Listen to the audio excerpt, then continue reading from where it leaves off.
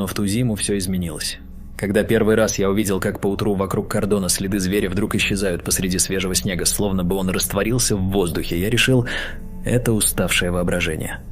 Когда в сарае я нашел вывернутую наизнанку тушу лисы с вырезанными символами, решил, что это дело рук браконьеров. Но потом исчез мой напарник, и местные начали приносить мне странные подарки.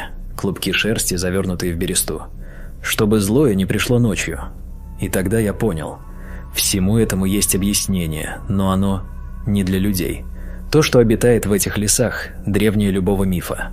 И если вы думаете, что сибирская тайга пугает только